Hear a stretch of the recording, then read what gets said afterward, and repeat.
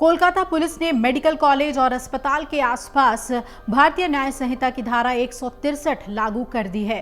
आपको बता दें कि शनिवार से लेकर 24 अगस्त तक देर रात के लिए इसे लागू किया गया है और ये धारा पहले 144 नाम से जानी जाती थी और कोलकाता में अस्पताल के आसपास 5 से ज्यादा लोगों के जमा होने पर रोक लगा दी गई है। साथ ही हथियार लेकर जाने या तनाव पैदा करने वाली किसी भी गतिविधि पर वहां रोक लगाई गई है। दरअसल 9 अगस्त को कोलकाता के मेडिकल कॉलेज में ट्रेनी डॉक्टर के साथ दुष्कर्म और फिर हत्या की वारदात हुई। डॉक्टर और पैरा मेडिकल स्टाफ के विरोध के बीच 14 अगस्त को देर रात अस्पताल में अचानक सैकड़ों की भीड़ घुस गई थी और तोड़फोड़ की गई थी।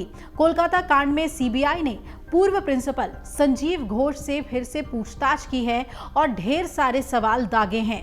आइए उन सवालों के बारे में आपको बताते हैं। ये पूछताछ अभी भी जारी है, लेकिन सीबीआई ने जो सवालों की फहरिस्त बनाई है वो बहुत ही अहम है और कहा जा रहा है कि इन सवालों के जवाब में ही इस पूरी घटना के राज छुपे हुए हैं। सीबीआई सवालों के जवाब को वेरीफाई करने के लिए बीच बीच में पूर्व प्रिंसिपल को ब्रेक भी दे रही है। इस दौरान सीबीआई के दूसरे अधिकारी और पूर्व प्रिंसिपल ने चाय के दौरान सामान्य बातें भी की। सीबीआई सूत्र बता रहे हैं कि सीबीआई ने अपनी शुरुआती जांच और केस डायरी में दर्ज बयान पढ़ने के बाद अस्पताल के साथी डॉक्टर्स और पूर्व प्रिंसिपल से पूछने के लिए सवालों की एक फहरिस्त तैयार की है।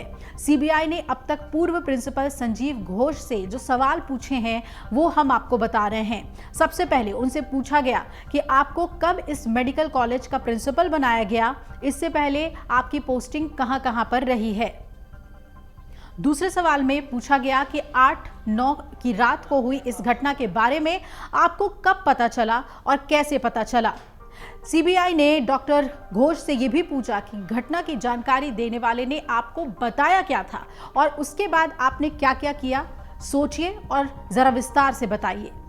चौथे सवाल में पूछा गया कि आपके अस्पताल में एक ट्रेनी डॉक्टर के साथ इतना बड़ा हादसा हो जाता है, जानकारी मिलने के बाद आप कब अस्पताल पहुंचे। इसके बाद पांचवा सवाल कि जब आप हॉस्पिटल आए थे तब लड़की की बॉडी कहां पर थी। छठे सवाल में पूछा गया कि लड़की की बॉडी को आपने कब देखा। आप इतने सालों से मेडिकल प्रोफेशन में हैं, बॉडी को देखने के बाद प्रथम दृष्टया आपको क्या लगा। सातवें सवाल में सीबीआई ने डॉक्टर घोष से पूछा कि आपने हेड ऑफ मेडिकल कॉलेज होने के नाते उस वक्त मौजूद लोगों से क्या-क्या जानकारियां जुटाई, वहां पर कितने लोग मौजूद थे।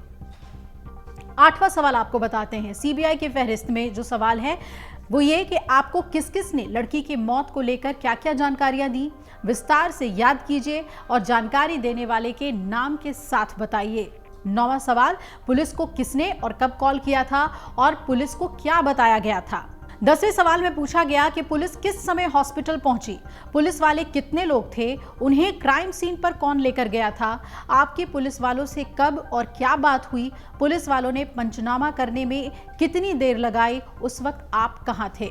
सीबीआई के फहरिस्त में 11वां सवाल, लड़की के परिवार वालों को घटना की कब और किसने जानकारी दी थी, उसको कैसे और क्या बताया गया था। 12वां सवाल, परिवार वाले अस्पताल कब आए थे, उनको कौन हैंडल कर रहा था, क्या फैमिली से आपकी बात हुई थी।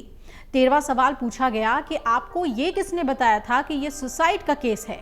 14वें सवाल में परिवार को गलत जानकारियां किसके कहने पर दी गई, अगर आपकी जानकारी में नहीं था तो आपने परिवार को सच क्यों नहीं बताया।